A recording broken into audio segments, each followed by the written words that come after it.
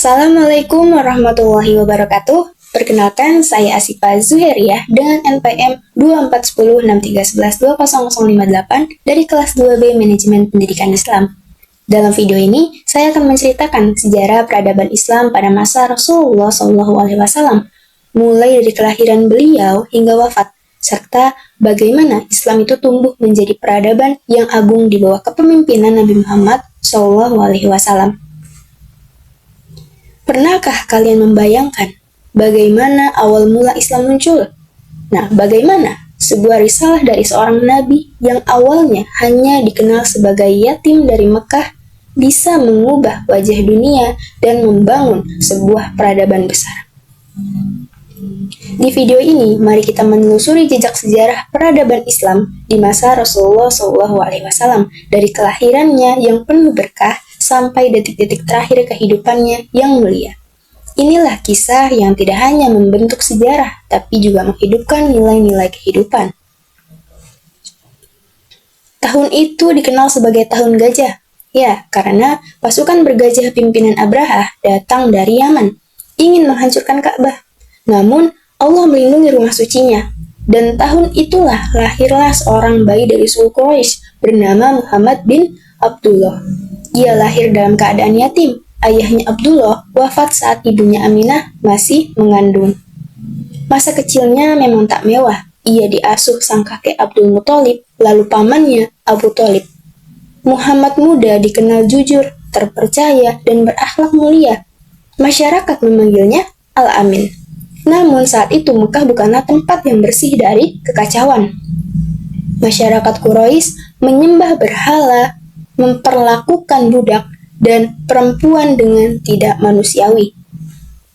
Perdagangan itu berkembang, tapi keadilan sosial nyaris tak terdengar.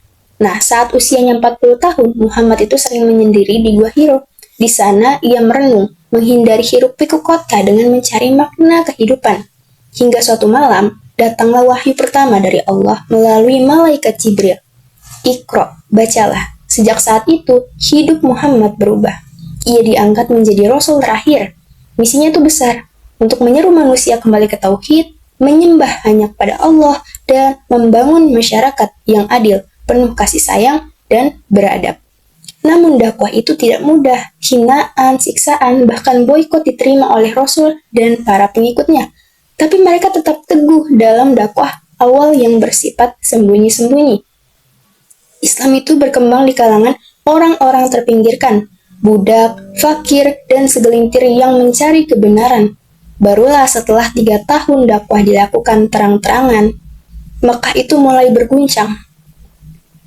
Peradaban Islam mulai terbentuk secara nyata saat peristiwa hijrah ke Yathrib, yang kemudian dikenal sebagai Madinah. Nah, ini bukan sekedar perpindahan tempat, tapi titik awal pembentukan masyarakat Islam yang terorganisir.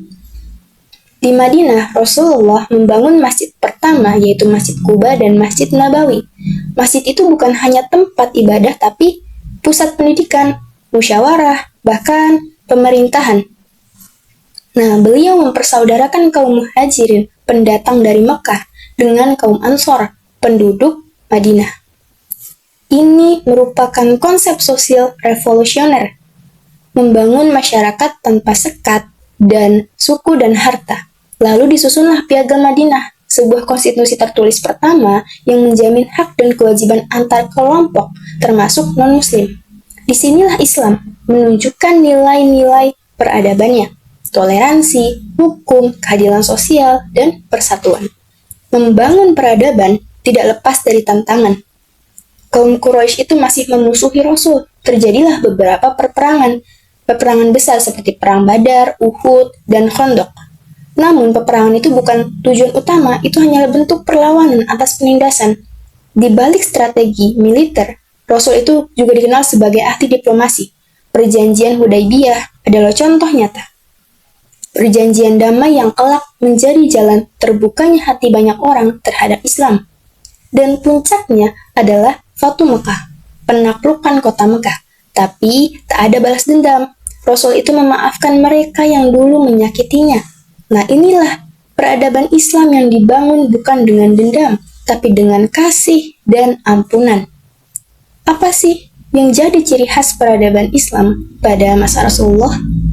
Pertama, tauhid itu sebagai pusat kehidupan. Segala urusan politik, ekonomi, hukum berlandaskan ketauhidan.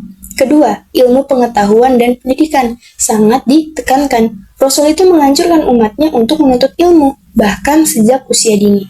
Banyak sahabat menjadi ahli dalam berbagai bidang.